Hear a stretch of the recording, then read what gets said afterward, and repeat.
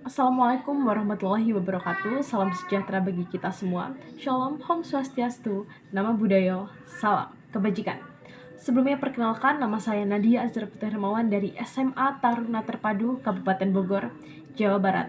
Melalui video ini, saya akan membahas lebih dalam terkait pendidikan karakter, di mana sebagai seorang pelajar yang memiliki sudut pandang serta relasi luas terkait pertemanan, saya menyadari bahwa pendidikan karakter ini perlahan ditinggalkan oleh para generasi mudanya.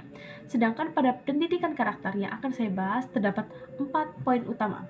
Yang pertama adalah etika, kedua, budi pekerti, ketiga, adab dan kesopanan, serta yang keempat merupakan pergaulan. Bagaimana bisa pergaulan masuk dalam pendidikan karakter? Hal tersebut yang akan kita bahas pada video selanjutnya.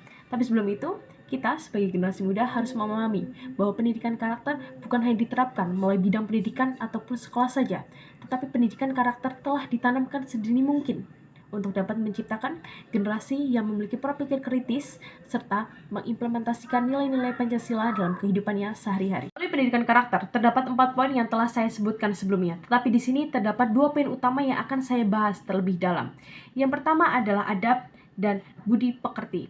Mengapa dua hal ini saya dahulukan? Karena saya rasa di zaman sekarang pun banyak sekali orang-orang yang menyepelekan dua hal tersebut, entah dari golongan muda, golongan tua, maupun anak-anak. Kita ambil contoh paling sederhana.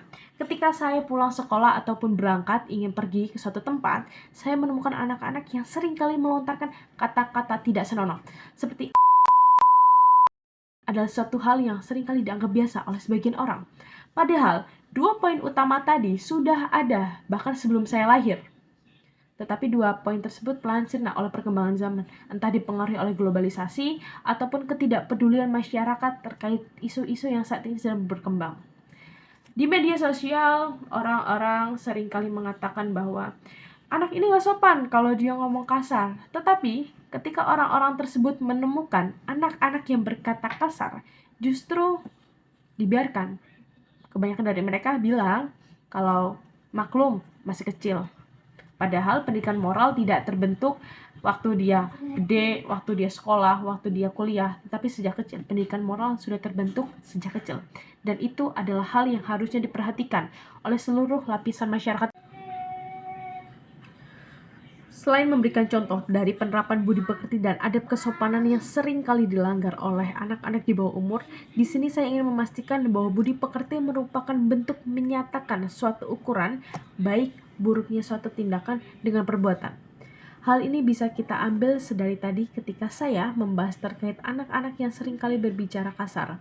Berarti langkah awal yang bisa saya lakukan sebagai seorang pelajar adalah membatasi diri saya untuk tidak berbicara kasar. Entah kepada orang yang lebih tua, kepada anak-anak, kepada orang yang tidak saya kenal, ataupun kepada teman-teman saya. Itu merupakan langkah awal dari penerapan budi pekerti itu sendiri. Berbeda dengan kesopanan atau adab kesopanan. Adab kesopanan merupakan nilai dalam diri kita. Sebab adab telah diimplementasikan sedini mungkin ketika saya berbicara kepada orang tua, ketika saya berbicara kepada guru, saya memiliki adab. Dan ketika saya mengimplementasikan itu dalam masyarakat dengan didukung dengan ucapan salam serta menjaga privasi dapat membuat diri kita memiliki nilai lebih di mata masyarakat. Selain membahas terkait etika, kita juga harus mengetahui bahwa pergaulan memiliki peranan yang sangat amat besar. Entah itu melalui budi pekerti, adab kesopanan, etika, ataupun pergaulan itu sendiri. Sangat banyak sekali, bahkan hampir 98% generasi muda hancur oleh pergaulannya. Maka dari itu kita harus pintar-pintar memilih teman, bahwa memang benar teman itu harus dipilih. Karena kalau kita tidak memilih teman, akan ada banyak sekali teman-teman yang mungkin memiliki pengaruh negatif terhadap diri kita. Dan itu merupakan salah satu cara kita untuk membatasi diri dari pertemanan atau lingkungan toksik. Kita ambil peranan yang paling sederhana. Pergaulan itu kan membentuk karakter, pergaulan dapat membentuk adab, dan pergaulan dapat membentuk suatu pola pikir. Jika kita memiliki suatu circle pertemanan yang merusak dibandingkan ketiga poin tadi, tentunya kita hanya akan menjadi bagian yang bisa dibilang rugi. Karena pertemanan harusnya menumbuhkan rasa percaya diri, rasa solidaritas di antara teman, dan rasa ingin lebih lebih, sehingga dapat membantu atau membanggakan dari teman-teman kita itu sendiri. Demikian dari saya terkait pendidikan karakter. Semoga hal ini dapat menjadi bahan evaluasi di masa yang akan datang, sehingga melahirkan generasi muda yang memiliki budi pekerti, adat kesopanan, etika, serta terjauh dari pergaulan yang dapat merusak jati diri mereka masing-masing. Sekian dari saya. Wassalamualaikum warahmatullahi wabarakatuh.